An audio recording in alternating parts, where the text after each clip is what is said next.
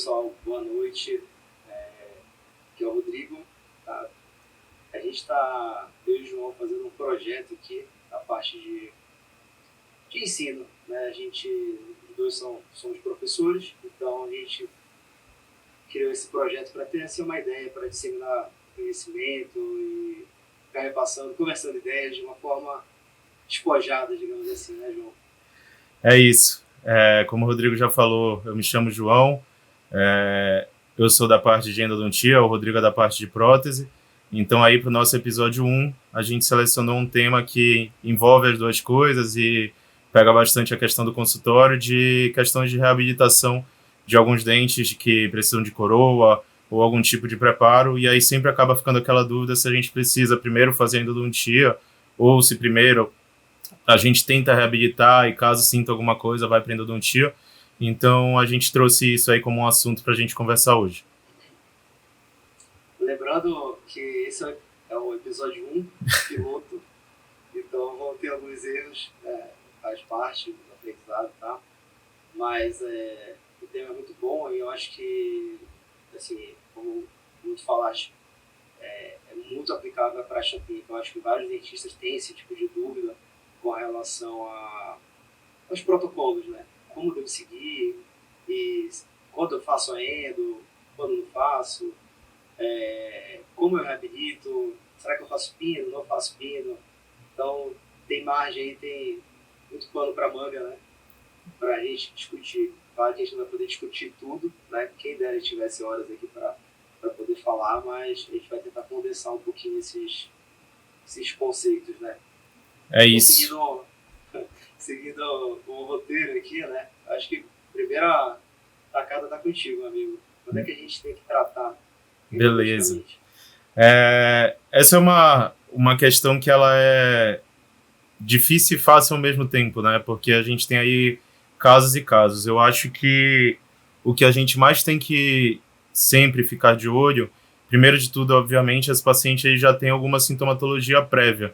Às vezes o paciente ele vai reabilitar um dente que já tem uma grande destruição, já é um dente que tem uma proximidade ali da polpa, ou por uma fratura, ou por uma cárie, ou alguma restauração que possa estar ali próximo. E isso já é um indicativo para a gente que aquele dente pode vir a dar problema lá na frente, ainda mais que a prótese vai precisar fazer um preparo e aproximar ainda mais da polpa. Então, um dente, mesmo que ainda não tenha um grau de pulpite irreversível, muitas vezes ele provavelmente vai evoluir, às vezes não só pelo preparo, mas pelo próprio ataque ácido, o condicionamento que vocês têm que fazer, que ao entrar nos túbulos dentinários ele acaba gerando uma resposta mesmo, fazendo aquela polpa se tornar de uma polpa saudável para uma polpa inflamada. E aí, aproveitando já também, é importante a gente falar da questão da idade do paciente, porque é muito comum os pacientes mais velhos serem normalmente os pacientes que estão passando por reabilitações. E isso é um ponto positivo aí pensando nesse lado da endo, porque quanto mais velho é o paciente, mais em tese calcificada está aquela câmara pulpar, que é o processo de envelhecimento normal da polpa. Então, radiograficamente, que é o que a gente costuma ter, e de preferência se a gente tiver uma tomografia, ver que existe essa calcificação, pode ser que a gente tenha ali possibilidades de tentar um tratamento menos invasivo, vamos dizer assim. Assim, é verdade. E assim, a partir do pressuposto, né, do ponto de partida que eu tô... Geralmente eu reabilito pacientes que têm, assim, na faixa de 50, 60 anos, isso é muito verdade. Isso...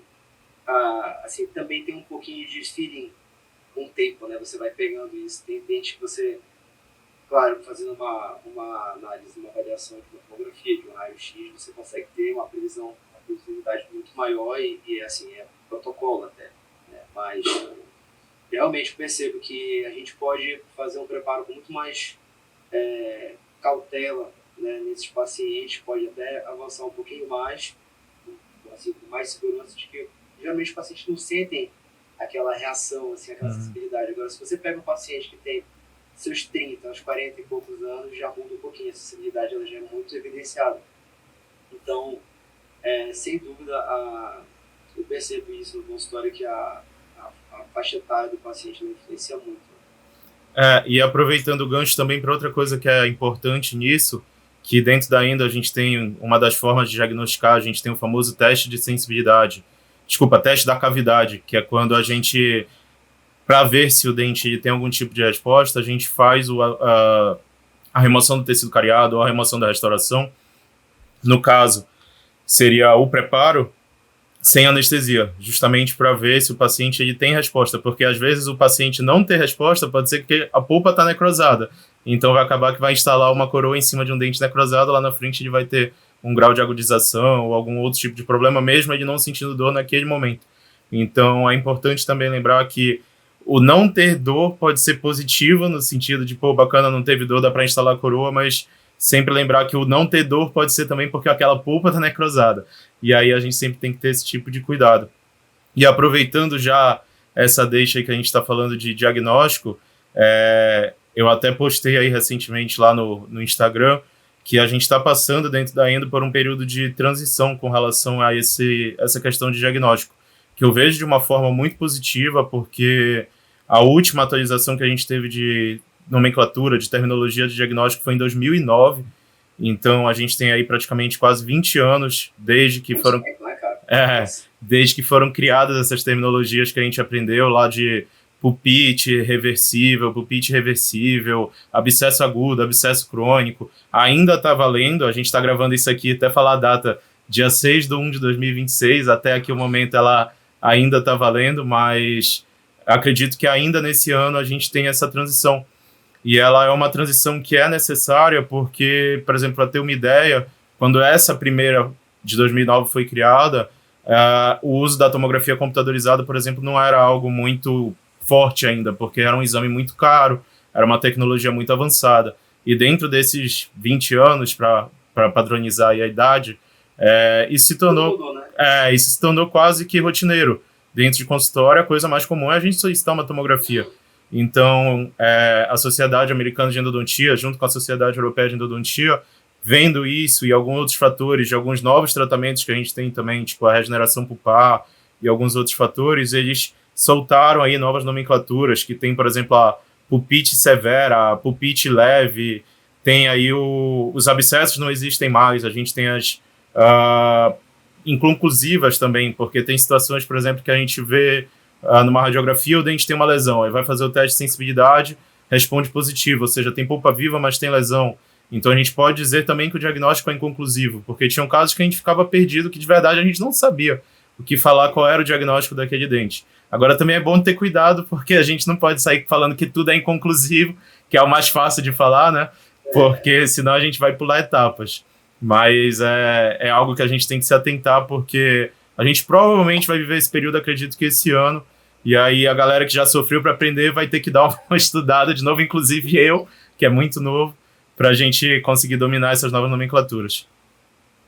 Cara, na verdade a odontologia ela vai mudando, assim, a impressão que eu tenho, cara, que de 2015, 2016 para cá são saltos, assim, absurdos, né?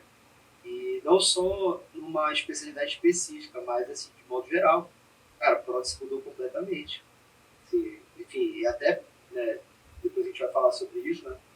Porque primeiro a gente tem que falar da parte endodôntica e depois a gente fala da parte habilitadora, mas o conceito de restauração com pinos mudou completamente também. Sim. Eu cheguei a fazer por muito tempo na faculdade e no início da especialização, acho que até o início do mestrado, primeiro ano do mestrado, a gente fazia muito pino, principalmente para reabilitação, dente posterior. Assim, não, tinha aquele conceito que a resistência era maior, eu pensava na resistência do pino da restauração, mas não na comparação entre a resistência com o dente. Então, assim, mudou muito, né? Até pegando o gancho aqui, né?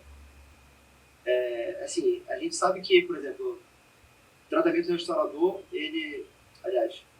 tratamento endodôntico ele é fundamental para um processo infeccioso, etc., e para ter esse futuramente na reabilitação.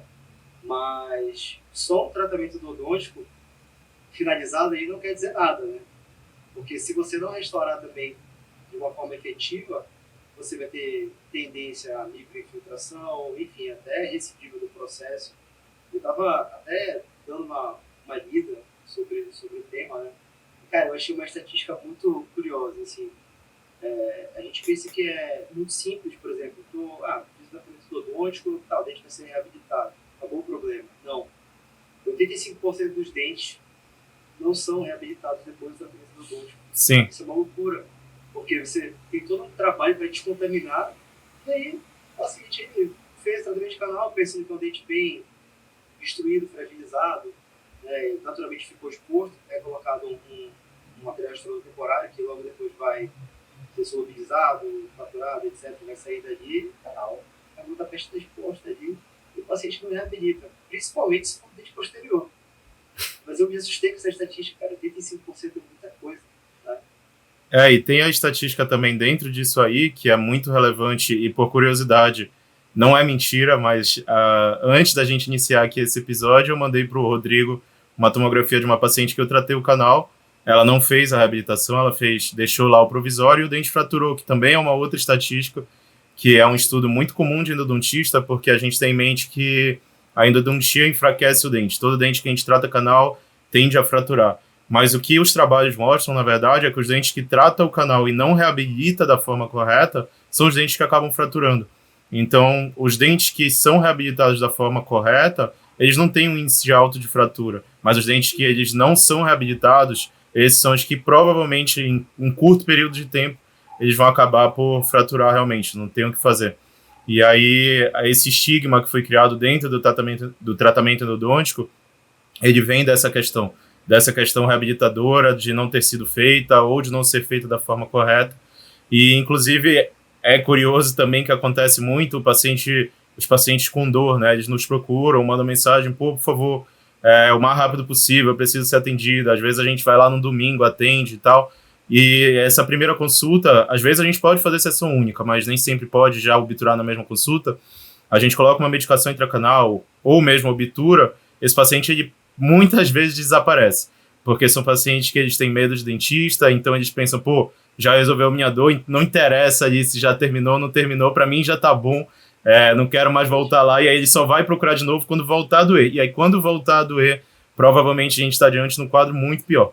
Então isso é muito comum de acontecer, e essa questão endo-restauradora, ela é muito falada dentro da endodontia, e a gente tenta o tempo inteiro, tanto em sala de aula, falar para os nossos alunos que a última etapa do tratamento endodôntico não é a obturação, mas sim a reabilitação. E para os nossos pacientes, a gente tenta fazer a mesma coisa, cara, porque os grandes autores, inclusive o professor Siqueira, no livro dele, ele fala bastante sobre isso e mostra trabalhos que os tratamentos considerados excelentes, vamos dizer assim, a qualidade do tratamento radiograficamente, mas com reabilitações deficientes, eles têm uma chance de insucesso muito alta. Similar a um tratamento em que um canal foi esquecido, por exemplo. Então, aquele paciente ele vai ter uma infiltração, ele vai ter uma fratura, e no fim das contas ele vai acabar tendo insucesso, não por conta do tratamento, do tratamento endodôntico, mas porque ele não deu finalização naquele tratamento reabilitador. Então, essa relação aí, endodontia e restauração, é essencial para que a gente consiga ter um sucesso e aí sim falar que o tratamento foi completo.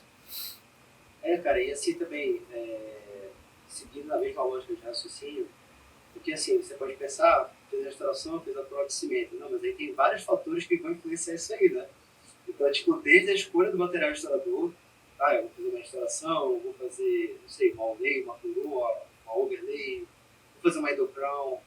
Então, tem vários critérios de diagnóstico para você pensar, né, nos métodos, como você vai reabilitar. E aí, esse é o começo.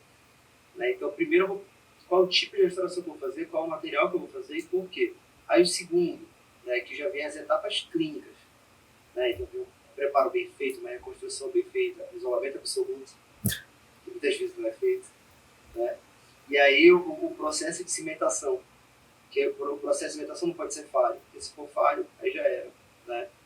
A moldagem, cara, pode ser um negócio, uma reação em cadeia. Então, tudo, né, e hoje com escaneamento, enfim, todos esses processos, se você não atentar para esses pequenos detalhes, né, de cada etapa, tudo isso vai contribuir lá na frente, às vezes de forma imperceptível. Às vezes o destino fala, por que não deu certo o tratamento? Uhum. Por que você é recidiva? Por que tá te cimentando? Né? E aí tudo vai acontecendo por conta de pequenas etapas que de repente não atentou, né, da forma correta, enfim, dificuldades técnicas.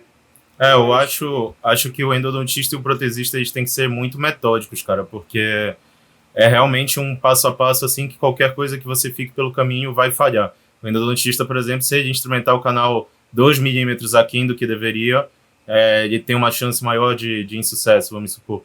E o protesista é a mesma coisa, né? Se ele tiver uma etapa ali que ele não trabalhe tão bem ou acabe vacilando em alguma etapa, isso vai gerar algum tipo de resultado ruim lá na frente. Então, esse processo ele é muito realmente metódico e a gente precisa ter o cuidado ali em cada um, não ter pressa no trabalho. Isso é uma coisa que eu já aprendi da pior forma possível, que às vezes a gente, vou agendar aqui esse paciente, depois eu tenho um compromisso, mas rapidão eu atendo ali. Cara, esse paciente provavelmente é o que vai dar problema, porque odontologia e pressa não combinam, a gente precisa realmente estar com calma no momento que a gente for fazer, independente da especialidade. E aí puxando daí também, um assunto que é importante a gente falar também, dentro da endo surgiu, não recentemente, mas dentro aí dos últimos 10 anos, uma discussão muito grande sobre a questão de acessos, cara. Se fala muito de acesso ninja, de manter o mais conservador possível. Lá na nossa lima, que tem aquela borrachinha que fica para a gente medir os comprimentos, aquilo que a gente chama de stop. Para ter uma ideia, tem acessos que são menores do que aquilo, que são os acessos que eles chamam de acessos ninjas, e isso começou a ter uma força muito grande em rede social. Se eu fizer um acesso ninja, eu vou conseguir dar uma longevidade maior para o dente, isso vai dar um prognóstico melhor para aquele tratamento. E aí começou a ter muito estudo, inclusive eu tenho um estudo sobre isso também, sobre esse tipo de acesso, que é um estudo que foi o trabalho de mestrado da professora Ana Raquel, que eu pude participar, e muitos outros pesquisadores que estudaram isso. E de uma maneira geral, o que a gente percebe?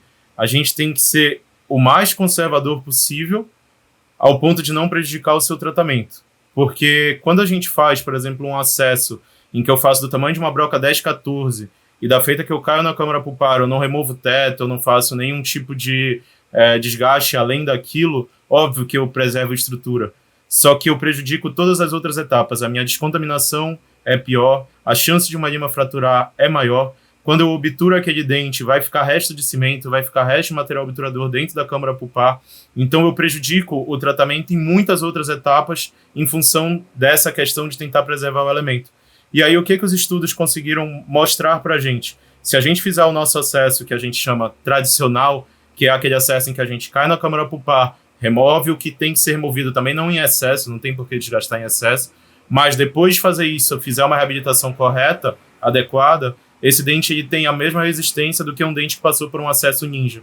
Então, se eu tenho a mesma resistência e eu prejudico as outras etapas, não tem por que eu trabalhar com esse tipo de acesso, dificultando tanto a minha vida, porque também eu te falo, é muito difícil de fazer. Obrigatoriamente eu preciso de tomografia e microscopia. Literalmente ninja. E literalmente ninja. Então, assim, não compensa com relação a isso.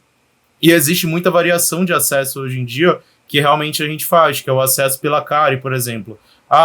Tem o que a gente chama de ponto de eleição ali, que é onde a gente vai começar o nosso desgaste. Tem, mas quando eu vou olhar aquele dente, sei lá, o incisivo central superior, ele está todo cariado pela distal. O ponto de eleição é 2 milímetros acima do cíngulo. Eu vou lá desgastar a estrutura sadia? Não, eu posso limpar toda aquela cárie. Se eu acessar pela cárie, depois eu só faço uma forma de contorno pela própria cárie e já faço o meu trabalho a partir dali. Dessa forma eu preservo realmente mais estrutura. E o que hoje em dia é muito comum de acontecer, que são os acessos também através de lesão cervical não cariosa, que cada vez mais aparece paciente nessas condições, e tem algumas que são tão profundas que atingem a câmara pulpar. Então eu posso também, dependendo da situação, é claro, fazer o acesso através dela, ao invés de eu ir lá em cima, na superfície oclusal e desgastar toda aquela estrutura sadia. É claro que cada situação é uma, mas assim, o prognóstico, ele, basicamente falando de endodontia, puramente endodontia, sanar infecção, é 100% dependente do quanto você consegue descontaminar. Então, o que você tem que ter em mente toda hora é o que eu tenho que fazer para eu ter a maior descontaminação possível. Se no momento que você ainda precisa fazer um acesso um pouquinho, que desgasta um pouco mais, faça e compense melhorando a sua desinfecção, que isso vai gerar resultado melhor para o paciente do que você se preocupar em fazer o acesso minimamente invasivo para prejudicar as suas próximas etapas. Então, acredito que com o tempo a gente vai achando ali um meio termo, que a gente consegue ser conservador ao ponto de conseguir a melhor descontaminação junto com isso. é um tema que ele é bem atual na endo, porque ele vem sendo discutido desde então, e ainda tem força essas pessoas que falam que precisa ser o acesso ninja.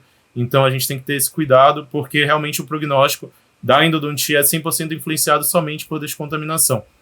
O que é comprovado é, se eu alargar demais aquela região de terço cervical, que é o que é chamado de dentina pericervical, isso sim enfraquece o meu dente. Então eu tenho que ter cuidado com preparos exagerados ali naquela região, pegar uma gate 5 para um molar, por exemplo, e sair desgastando, isso daí realmente vai enfraquecer o dente. Agora, com os sistemas que a gente usa, que são de níquel titânio, que tem uma excelente flexibilidade, a gente consegue corrigir tudo isso daí. E assim, começou falando com...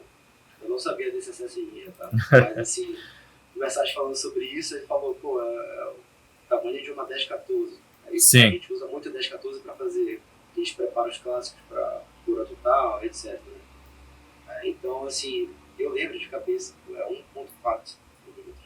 Então, assim, é muito pouco, né? Então, você conseguir fazer um acesso, fazer todo aquele processo do tratamento restaurador, endodôntico, é realmente ninja.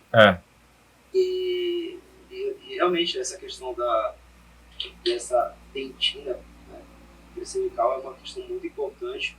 Até o próximo tópico que eu ia colocar aqui, que é exatamente fatores que vão influenciar, né, no sucesso do tratamento, na longevidade do tratamento endodôntico e do tratamento restaurador, que está, né, como a gente acabou de falar, né, uma coisa está ligada à outra. Essa quantidade de tecido remanescente, né, tem a questão da cárie, a questão do preparo. Então, às vezes é uma situação difícil, né, que a gente encontra na prática clínica, porque o dente pode chegar numa situação de destruição extensa, né, e aí você ainda tem que fazer o acesso, né, ainda tem que desgastar mais, né, para poder depois fazer um preparo. Né. Então, tem situações que a gente fica, como é que eu posso dizer, em xeque, né? Qual é a melhor situação? E a gente sabe que a preservação desse tecido, dessa dentina, assim como crista marginal, assim como o teto da câmara pulpar também, tem uma importância fundamental no prognóstico desse caso, quando for reabilitado. Inclusive, eu também estava lendo um artigo recente, desse ano, que fizeram um acompanhamento de 9 anos, eles fizeram um RCT, um ensaio clínico, um estudo clínico randomizado, e aí eles trataram molares e pré-molares e compararam assim, com 50% de destruição, e aí reabilitaram com pino, sem pino. E aí já começando a entrar nos materiais restauradores, né? Assim, até de 50% acima de destruição não tem diferença nenhuma no acompanhamento. Porque você vai pegar a sobrevida e de pré-molares e molares não tem diferença também, cara. É impressionante. Porque geralmente a gente pensa que o pré-molar é um dente mais frágil, né? E né? De certa forma, não tem como comparar um molar, né? Mas a gente pegou taxa de sobrevida, tem taxa de sobrevida nesse estudo de 88% para molares e 85% para preste. Então, assim, são boas taxas. E eles citam também um trabalho de 18 anos de acompanhamento. 18 anos. Que é 81% de sobrevida. É interessante, né? Então, assim, isso aí reitera que a estrutura dentinária, o remanescente, né, o substrato, ele tem uma influência fundamental no resultado do caso. Então, é um critério importantíssimo de diagnóstico quando você pega uma situação, porque todo mundo já parou por essa fase, essa situação de ver o paciente dente totalmente destruído, você fala assim, pô, peraí, eu reabilito com pena, faço uma reconstrução, pense biomimética, faço um núcleo de preenchimento, enfim, qual é o processo? Então aí já fica uma dica, né? Se você percebe que tem mais ou menos em torno de 50% da estrutura remanescente, já é um bom sinal que você pode fazer uma reconstrução com resina e aí seguir com a reabilitação. Né? Inclusive, aí já pegando outros detalhes também, por exemplo, se o dente estiver pensando em prognóstico, se esse dente tiver até 3 paredes, e o tipo de parede também influencia, porque se for vestibular e palatina, lingual, né, se tiver uma espessura maior, é um pouco mais favorável. Principalmente se a gente estiver pensando em dentes anteriores, se a gente estiver pensando em pré-molares, que tem função em grupo, quando faz lateralidade, e aí geralmente esses dentes eles têm um pouco de força lateral, um pouco de cisalhamento, então a espessura dessas paredes ela é importante, mas inclusive, e aí dente não, o dente que tem 4 paredes, os estudos já mostram que ele tem uma resistência muito maior, você tem uma tendência, maior facilidade para restaurar esses dentes sem que de fato precise de um pino. Isso aí são fatos interessantes que a literatura está trazendo para a gente, né? E mudando, porque, como eu te falei, na nossa época, né? A gente não é tão velho assim, né? Sem entregar a idade. Cara, era pino, núcleo metálico, preparo, enfim, acabou, já era, não tem isso. Você não pensar em uma reconstrução com resina, aliás, você pensava na reconstrução com resina, podia ser até um problema, era mal visto. Né? Não vai ter resistência, principalmente se for uma prótese fixa, esfolida, e a odontologia nesses últimos anos tem mudado completamente, né? Esse esquema de raciocínio habilitador. E aí, cara, eu costumo brincar que o endodontista agradece porque é muito difícil tirar pino. O núcleo metálico fundido é até mais tranquilo, ao meu ver, porque com o advento do ultrassom, hoje em dia a gente tem ultrassons que eles conseguem realmente, por vibração, remover aquele núcleo metálico inteiro. E aí depois só tem a gutta-percha e vira um retratamento normal. Mas o pino de vidro, cara, mesmo com microscopia, dependendo do comprimento que ele tiver, é um baita de um desafio. Então, assim, eu tô sempre na torcida para que o lado do não precisa mais de pino vença. Independente da ciência, para endodontia, melhor que o sem pino vença. Cara, é um trabalho enorme. Nem imagino quando eu tenho esse trabalho, né, mas assim, até continuando, né? Então, fica muito nessa dúvida, cara. Realmente, na verdade existia muito, agora estão saindo mais trabalhos. E tá ficando, de fato, mais estabelecido um protocolo de reabilitação desses dentes, né?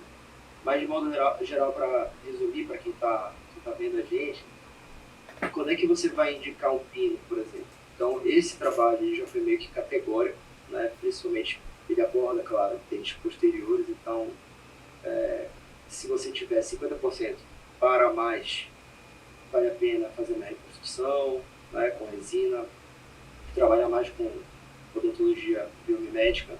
Se você não tiver isso, aí sim, realmente você vai pensar, ponderar mais o uso de um pino. Idealmente, também tem trabalhos que mostram que você vai utilizar pino em molares, por exemplo, só quando você estiver numa situação crítica, que você tenha basicamente nada de estrutura. Lembrando que, além da reabilitação com os pinos, não sei se é muito comum, assim, se o pessoal já conhece muito, embora já tenha sido publicado, pelo menos de 2016, 2015, já tem trabalhos com isso, que são as coroas endodônticas, né? O endocrown. Então, é uma forma muito boa, mais indicada para molares, que você vai utilizar, molares que perderam muita estrutura, mas que ainda assim é uma forma conservadora, porque você, em vez de fazer uma retenção através de um pino, você vai usar a câmara pulpar como fator retentivo inicial, né? E você consegue, inclusive, dar mais espessura para o material. Aí essa situação, ela vai embora, né? Se a gente for conversar. Por quê? Quando é que você vai indicar endocrown? Quando você tem molares, como eu falei, extensamente destruídos e com pouco espaço protético.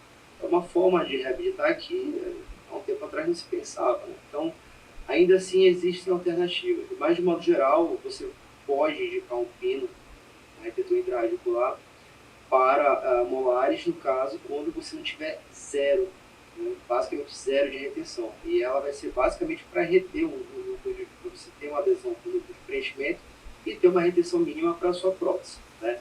Isso vale para pré-molares também. Endocrown para pré-molares já não compensa tanto, porque a câmara pulpar já é reduzida, né? E você tem um risco maior de deslocamento da prótese, né? Perda de retenção, até porque você vai ter carga mais lateral nesses dentes. Geralmente nos molares você só tem carga compressiva vertical, né? Então é mais favorável. E também pensaria em pinos, mas talvez para dentes anteriores, porque aí já é uma situação bem mais crítica, né? Enquanto que nos posteriores você vai pensar em pino para ter mais uma questão de retenção anteriores por conta das cargas que mudam completamente, né? Você vai ter cesariamento, enfim, já são cargas bem horizontais por causa de guia, lateralidade, e aí sim você vai pensar no pino de uma forma de biomecânica mesmo, para fortalecer esse remanescente. Então, essas são umas das questões que podem ser citadas. Aí, bom, se não ficou claro, né, a questão de núcleo metálico fundido já passou.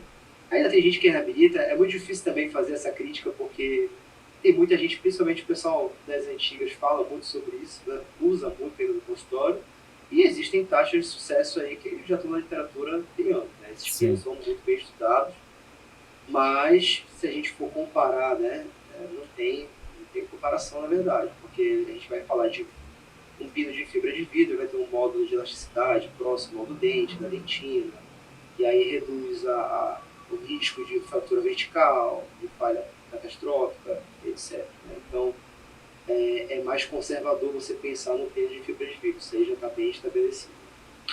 O pino de fibra de vidro ele pode ser, existem protocolos que você consegue fazer até com as brocas, né? Na faculdade a gente sempre fazia aquele método redes 1, largo 2, 2, 3, 3, mas tem protocolos que você faz com uma broca só, né? Para fazer já o diâmetro certinho do pino, para não ter erro, para não ter desgaste, porque aí é uma questão muito importante de preservação de estrutura, né? Já teve o preparo, a instrumentação do canal, aí você ainda vai desgastar mais por conta do pino. Então, acredito que isso que norteou, né, os fabricantes para fazer essa sequência específica para os pinos deles. E, de modo geral, é isso. Então, você tem esses pré-fabricados e também tem situações que são atípicas, né? Que a gente já até sabe o que eu vou falar, né? Sim. Então, principalmente caninos e incisivos, acontece demais isso, você pegar um conduto bem largo, né? E aí a grande preocupação com isso geralmente você não consegue ter um pino que se adapte perfeitamente para aquele caso. E aí você precisa indicanizar, né? Anatomizar, que a gente fazia muito com aquele pino pré-fabricado de resina acrílica. Sim, era aquele negócio do pinjet lá, é isso? Exatamente, a ideia é a mesma, né? Só mudou o material, graças a Deus. Então aí a gente utiliza a resina composta e faz a anatomização para que ele tenha exatamente a forma do conduto do paciente, né? Do dente do paciente. E aí tem um sentido fazer isso, né? Um dos grandes motivos para fazer isso é, obviamente, você ter uma adaptação melhor, né? E, secundariamente, entre aspas, porque é tão importante quanto, na verdade, você reduzir a faixa de espessura do cimento, né? Então, tem trabalhos mostrando que até 2 milímetros de espessura é aceitável, mas eu, na minha opinião, já acho muito, né? Então, o máximo que você conseguir reduzir essa espessura do cimento, você vai favorecer biomecanicamente o prognóstico, a longevidade do tratamento com esse tipo de material. E aí, além disso, né, seguindo um pouco mais, também meio que voltando na parte da extensão da destruição do dente, tem a questão do efeito Fehrman. O efeito Fehrman ele já foi comprovado que ele é fundamental. Então, o que significa isso? Quando você vai reabilitar e fazer um pino, ele pode ter, digamos assim, uma certa estrutura, que o efeito Fehrman basicamente é o remanescente de dentina que pode cercar essa região ali do conduto. E aí existem protocolos que você deve utilizar como base para saber se de fato você vai ter uma taxa de sucesso, um prognóstico melhor para aquele caso. Então, o que se convenciona, né? Em geral, se você puder ter uma estrutura de dentina a uma altura de 1,5 a 2 milímetros, você já está numa faixa muito boa. Quanto maior a altura, melhor. Isso faz todo sentido. É estrutura dentária, né, a mais, né, remanescente. E aí, de espessura também, você pode ter em torno de 1 milímetro para mais. Quanto mais maior a largura, também melhor. Né? A grande situação é quando você não tem nenhuma estrutura, né, que aí fica bem complicado. Então, a gente sabe que o efeito Fehrman ele reduz o risco de fratura, de falhas, enfim, de complicações que podem acontecer. Alguma análise do ponto de vista diagnóstico? Cara, assim, com relação aos pinos, inclusive por coincidência a minha orientadora de mestrado, a professora Rina, a linha de pesquisa dela era essa parte de pino, então acabou que eu estudei, até me aventurei em alguns casos na reanatomização com resina composta e tudo mais. Não é, assim, eu não sou um péssimo protesista, tá? Então, era um terror na faculdade, para mim era prótese, então eu lembro bem do Pinjet por ter me traumatizado e não por gostar, mas assim, a gente percebe realmente que é uma evolução muito grande. Na época, se eu não me engano, até haviam estudos de alguma tecnologia, não sei se era o CAD-CAM, alguma coisa assim, de impressão de alguns pinos nesse sentido, mas não sei se isso pegou ou não. E o que também tem muita discussão é a questão de quem instala o pino, né? Porque o endodontista é quem conhece a anatomia interna e o protesista é quem conhece dos materiais, vamos dizer assim, e do protocolo. Então, de quem é a responsabilidade da instalação do pino ou de vidro, entendeu? Isso também é uma coisa que eu costumo ouvir muito, principalmente em discussões de endodontistas. Tem endodontista que, cara, é ofensa se falar, não, quem tem que instalar o pino sou eu, porque eu que fiz o canal, então eu que tenho que instalar o pino. Assim como eu vejo, assim como eu vejo o oposto, né? Então, assim, ao meu ver, já antecipando aí qual que é a minha opinião sobre isso, eu acho que se houver uma anatomia muito fora do padrão, a gente tem a obrigação de avisar o protesista que isso existe e se ele quiser, a gente também tem que ter a obrigação de saber fazer esse protocolo, porque, querendo ou não, é algo que envolve o canal, então tem que ser do conhecimento do endodontista, pelo menos ali o protocolo de instalação do pino, não digo a reabilitação, tá? Instalar o pino, fechar tudo ali com resina, agora toma que o filho é teu. Mas para os casos convencionais, a forma que eu trabalho é 100% decisão do indicador. E o que eu percebo é, quase todos me pedem para desobturar e entregar já desobturado. E isso, para mim, é um consenso. Todo protesista que pode fugir da desobturação, ele foge porque, pô, é muito melhor para o endodontista desobturar. A gente já está ali com a mão na massa, a gente pode obturar já no comprimento que a gente quer. Então, é muito mais fácil para a gente. Agora, essa questão do pino, honestamente, eu acho que até o endodontista também, a maioria prefere que o protesista faça. Então, eu acho que o justo ali é a gente entrega desobturado e depois o protesista vai lá e faz a parte reabilitadora. Inclusive, tu sabes que os casos que eu encaminho já peço também para virem desobturados, pô, não tem comparação. Óbvio que faz parte, né, do fato de você ser protesista, você tem que saber fazer isso. Enfim, a gente aprende na especialização, é uma atribuição nossa, mas obviamente não tem comparação, porque a gente tem um pool de casos, de situações clínicas diversas, e isso é uma coisa que todo endodontista faz repetidamente. Então, nunca que um protesista vai fazer uma desobturação melhor que um endodontista. Então, se tem alguém que faz muito melhor do que eu, com certeza eu vou indicar para essa pessoa. Eu acho que por isso que é um consenso, né, dos protesistas, embora alguns casos eu faça também, enfim, mas é muito, como tu falaste também, conveniência, a gente vai falar contigo, você já pode cortar no comprimento certo, então eu acho que essa é uma inter-relação das especialidades que é muito positiva, cara. E assim, até falando sobre isso, tem muitos trabalhos mostrando que quando fazer a restauração, né? Sim. Porque aí acontece muito isso. Por exemplo, o nosso querido hipoclorito que estraga tudo para vocês, né? Já tem isso, né? Então, mas eu digo assim, por exemplo, o paciente acabou de fazer o tratamento de canal, acontece muito isso. Por exemplo, eu não tenho uma clínica, eu tenho um consultório, eu faço uma prótese. Então eu vou indicar para o meu colega, vou indicar para o João, para ele fazer o tratamento de canal.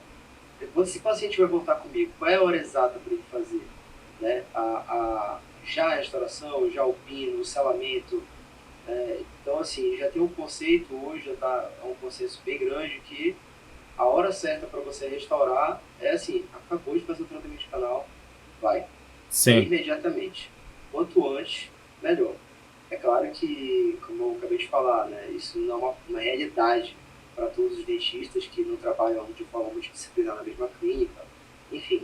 Mas saiba que você não pode deixar muito para depois isso aí. É uma parte crítica do tratamento, que feito o tratamento endodôntico, você já tem que marcar esse paciente, agendar esse paciente para que você faça a reabilitação. Porque aí é aquela exposição, saliva, enfim, alimentação. E até ia te perguntar isso, que é uma curiosidade, porque assim, até onde eu lembro, era uma faixa de 1 mês, né, que você poderia deixar. Era até um tempo que, assim, Aham. Para eu pensar, é um tempo bem longo, cara. 1 mês de exposição, mas segue assim, mudou alguma coisa? Assim, o que é falado é isso mesmo, só que são trabalhos laboratoriais que mostram o momento em que começa a ter contaminação ali naquela região mais interna do conduto. Agora, o quão preciso isso é clinicamente é muito arriscado. Até porque tem casos e casos. Por exemplo, a gente trabalha dentro de clínica escola, em faculdades, né? Então, às vezes aparece um paciente que ele está com a gutapeste exposta e ele fala, ó, eu não sinto nada nesse dente, eu tratei aqui na instituição, tá tudo certo. Aí a gente pergunta, quanto tempo faz? Aí ele fala, foi anteontem. Aí tu fica, pô, será? Não teve, sei lá, a gente tá voltando agora de férias, nem tinha como ele fazer anteontem, sabe? Então, isso é muito, a gente tem que ter muito critério com relação a isso, até porque, assim, ainda mais se envolver pino. Se você instala um pino e aquele tratamento é de falha, você vai estar passando depois por uma situação muito mais complicada do que fazer um retratamento naquele momento. Então, isso é muito individual. No momento em que a gente recebe esse paciente, assim, se ele já vem indicado, se foi realmente o paciente que eu atendi, eu tenho conhecimento do tempo, aí dá pra gente abordar de uma forma mais conservadora. Agora, se é um paciente que a gente fica meio ali no achismo, a gente nem sabe quem foi que fez aquele tratamento, a gente tem que ter aquela tomada de decisão, eu sempre parto do princípio que é muito mais fácil eu retratar naquele momento e ele ficar seguro do que eu deixar de fazer uma reabilitação que vai envolver custos, que vai envolver tempo, para depois, quando eu for para retratar, eu vou ter que destruir aquela coroa, destruir aquele pino, ele vai ter que passar por todo o processo de novo, por não ter feito aquele retratamento logo ali no início. Então eu acho que é muito bom senso e aquele feeling ali da experiência mesmo de você saber em que etapa realmente aquele paciente está. Agora, é claro, eu coloquei ali um material provisório para ele, para encaminhar de volta para ti, vamos supor. Passou uma semana ali, ele fala, pô, o doutor caiu, eu consegui voltar com o doutor Rodrigo só hoje. Não tem problema, a gente entende ali, a gente faz uma limpeza ali daquela porção do terço cervical e segue o planejamento dele normal. Também não é uma coisa, meu Deus, pingou uma gota de saliva, tá tudo perdido. É claro que a gente evita ao máximo, por isso a gente isolamento absoluto o tempo todo, mas eu acho que é questão de individualizar mesmo cada caso. Também não é aquela regra dos 5 segundos. Né? De cair no chão, né? Dá pra esperar um pouquinho, mas também não dá pra esperar tanto. Que a clínica assim, a gente sabe, a vivência clínica ela é muito diferente do que a teoria perfeita, né? Tanto é que a gente vê casos, não é o que a gente gostaria, mas a gente vê casos de pino e coroa instalado em dente que nem foi tratado o canal e não tem lesão naquele dente, nem sintomatologia. Tem explicações, tem teorias para isso, porque realmente não faz sentido, mas não é ciência exata, né? Então a gente sempre faz o correto, da forma mais certa possível, mas a gente sabe que a clínica ela tem as surpresas delas pro lado ruim e pro lado bom também. Total, cara, eu já vi vários casos assim, e assim, obviamente esses são os casos mais antigos, né, de pacientes mais uma faixa etária maior, enfim, que assim, é um núcleo metálico, só que vai só na embocadura. Cara, que loucura. E aí o resto não tá tratado. Ok, impressionante isso aí, cara. Eu não sei como foi pensar. Acho que é o pino ninja, né? E não fratura, não infiltra, não tem lesão, tá tudo lá. E às vezes tu faz o protocolo perfeito e o paciente volta com sintomatologia. Vai entender, né? Isso aí é realmente a biologia mesmo entrando. Cara, eu acho que a gente já discutiu basicamente tudo, né, dentro do resumo que a gente poderia falar. Que assim, tinha muito mais coisa, na verdade, senão a gente vai virar a noite aqui. Não. Mas... Eu acho que aí para um episódio 1 a gente já tá muito bem, a gente conseguiu abordar muita coisa dessa relação aí entre as duas especialidades. É claro que isso aí é 1% do que tinha para ser discutido, mas a ideia do projeto é realmente essa. E assim, em outros momentos abrir para perguntas, porque também, com certeza, muita coisa do que a gente fala vão surgir dúvidas e a partir dessas dúvidas a gente vai gerando novas discussões e, claro, cada vez a gente vai ter aí um pouquinho mais de tempo, um pouquinho de outros momentos para gerar essa discussão que eu acho que é muito positiva para qualquer pessoa que trabalhe dentro das duas áreas. Com certeza, cara. E pegando aí o gancho também, a gente pode até falar que a gente tem um link, né, no nosso Instagram, na nossa bio do Instagram. Esse é um projeto novo. A gente quer, né, são duas dois profissionais que adoram odontologia, então a gente quer conversar sobre casos, discutir técnicas novas. Nem sempre a gente vai fazer... Hoje foi uma conexão endo-prótese, mas algumas vezes a gente vai falar mais sobre prótese e reabilitação, outra mais sobre endo, e é bom que cada um aqui vai ter um ponto de vista meio que até de leigo, né? Então, cada um vai aprendendo com o outro, então acho que é bem interessante. Nesse link que está no nosso Instagram, na bio do nosso Instagram, ele vai te jogar para um grupo, tá? Que a gente quer fazer um grupo de estudos, a ideia é essa. Então lá a gente vai fazer alimentar o grupo com artigos de endo, de reabilitação, de tudo que está saindo mais de recente na odontologia reabilitadora, na endodontia, para que você fique sempre atualizado, tá? De uma forma sempre, como essa conversa aqui, né? Nada, a última coisa que a gente queria fazer era algo quadrado, queria ser mais uma conversa mesmo, e essa é a ideia, tá? Então, se você está vendo até o final aqui, clica lá no link, tá? Ou do meu perfil do João, e entra no grupo para a gente poder continuar com esse projeto bem bacana. É isso. E de preferência também já aproveita que está aí na tela os nossos Instagrams, já segue a gente lá. Seja você mais da endo ou mais da prótese, porque a gente sempre vai estar atualizando lá com novos vídeos, com novos conteúdos, tanto lá quanto no grupo lá do WhatsApp, nessa comunidade, né, que a gente quer criar. E também aí dentro de outras redes sociais logo mais também. A gente vai estar sempre querendo alimentar com ciência de uma forma um pouco mais descontraída, aí vamos dizer assim, né, numa troca de ideias. Claro que vão ter momentos que a gente vai precisar falar de forma mais técnica e até mesmo científica, mas a ideia realmente é essa. Eu acho que a gente sai bem satisfeito desse primeiro episódio, e eu deixo aqui a minha despedida agradecendo a quem ficou até agora, e espero vocês aí nos próximos, e também interagindo lá pelas nossas redes sociais e no WhatsApp. É isso aí, pessoal. Muito obrigado aí pela audiência, você que ficou até o final principalmente, e nos vemos no próximo episódio. Um abraço. É isso, galera. Valeu.